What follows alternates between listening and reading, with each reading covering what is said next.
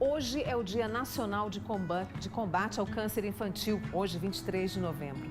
E é um dia para a gente saber aí mais sobre os avanços no tratamento, se informar sobre os tipos mais comuns. E para conversar comigo, está aqui no estúdio do Manhã Total, a oncologista pediátrica Ana Beatriz Amaral. Ana, bom dia. Bom dia, Mônica. Obrigada por ter vindo para falar de uma data tão importante. Hoje, mais um dia de conscientização, sem dúvida, né? Com certeza. A gente está num processo de conscientização há alguns anos já sobre a importância do diagnóstico precoce do câncer infanto-juvenil como ferramenta para melhorar os índices de cura do câncer infanto-juvenil. Então, o Dia Nacional de Combate ao Câncer Infantil, ele vem para a gente relembrar esses tópicos e reforçar a necessidade de ter uma visão diferente das crianças. É uma experiência dificílima quando se tem o diagnóstico e até mesmo, eu acredito, de se imaginar, né, que uma criança, um adolescente é alvo aí do câncer, né? Mas é preciso prestar atenção, há sinais, não há sinais, para que essa mãe e esse pai estejam atentos, Ana?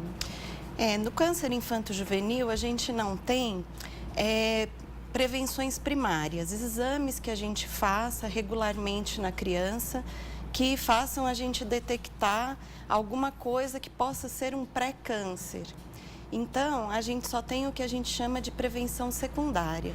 A prevenção secundária é a gente olhar para essa criança, examinar, verificar possíveis, prováveis alterações que entre o câncer como um diagnóstico diferencial e não de exclusão das doenças. Eu sei que para os pais e para as mães é muito, muito duro aventar essa possibilidade, mas eu acho que é muito melhor a gente examinar a criança e excluir ou confirmar e tratar rápido do que deixar para lá e ser tarde demais. Hoje, quais são os tipos mais comuns? E quando a gente fala de câncer infantil, infanto-juvenil, é uma questão mais hereditária ou tem algum fator de risco? Como é que é isso quando se trata de crianças e adolescentes? Então, fatores hereditários e de risco são mais comuns. Existem alguns fatores hereditários, por exemplo, tem um tumor nos olhos que se chama retinoblastoma, que se os pais têm o gene ou se eles têm a doença, a chance da criança ter é maior. Mas a maioria dos casos de câncer, eles acontecem ao acaso. Então, o câncer mais comum, como você perguntou, é a leucemia, né? Equivale a mais ou menos 1/3 dos casos de câncer, seguido pelos tumores cerebrais e os linfomas. E então a gente não tem alguma coisa que a pessoa possa, por exemplo, fazer um diagnóstico pré-implantação ou um diagnóstico porque o pai teve. Da mesma forma que se os pais tiverem 2 irmãos, não quer dizer que o outro vai ter câncer também. Isso é uma pergunta muito frequente. Em relação ao tratamento hoje, como que é? A gente até viu umas imagens ali, vou pedir para o pessoal, de repente, repetir umas imagens de crianças carequinhas ali. Olha lá, o sorrisão sempre, né? Sorriso sempre, assim. Para a criança, ela não tem essa dimensão de que ela está com câncer, né? Todas as metáforas, os estigmas do câncer, eles estão muito mais presentes na cabeça dos adultos, que sabem efetivamente o que é isso.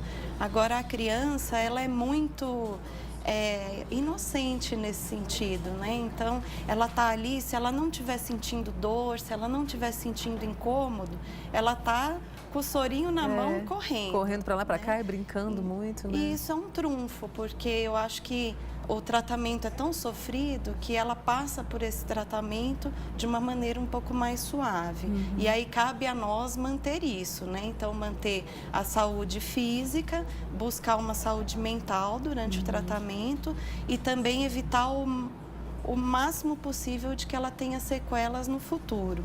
Os tratamentos, eles têm melhorado, né? A gente tem os principais que ainda são usados, são a cirurgia, a quimioterapia e radioterapia, que vai variar de um caso para o outro, mas a gente tem, assim, na criança, muito menos estudos, né? Não se faz tanto estudo clínico com crianças. Então, drogas mais avançadas, a gente primeiro passa pelas experiências do adulto para chegar na criança. Mas a gente aqui no país está buscando né? Aumentar ainda mais os índices de cura e melhorar ainda mais a assistência para essa criança.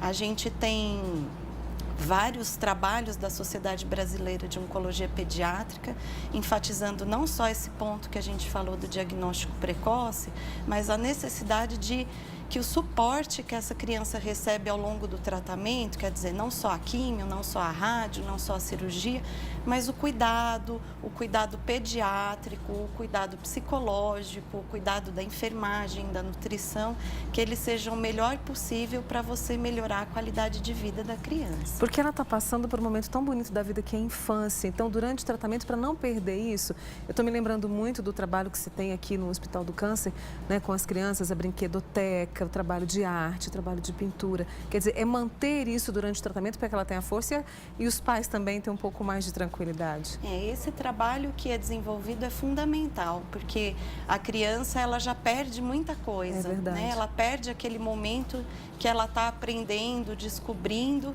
de uma maneira natural, ela continua aprendendo e descobrindo, mas de uma maneira não comum, né? Então, aquele momento em que ela está na escolinha, aquele momento em que ela está desenvolvendo uma pintura, aquele momento em que ela está brincando, o brincar até os 6 anos, que é a primeira infância, ele é a principal ferramenta que a gente tem para desenvolvimento infantil.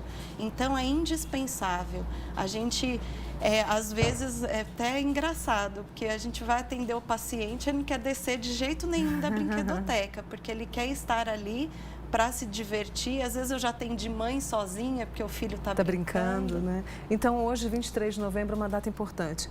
Diagnóstico precoce, né? Está sempre ali com o pediatra, sempre buscando formas de diagnosticar o mais rápido possível, não é, Ana, para a gente encerrar? Eu acho que todo mundo pode se envolver, né? Eu acho que os pais visualizando os diagnósticos, os pediatras tendo esse olhar de diagnóstico diferencial e não de exclusão, e toda a população que queira ajudar, porque sempre é possível, você não está envolvido no cuidado, mas você pode ser um doador de sangue, você pode ser um doador de plaqueta, você pode ser voluntário.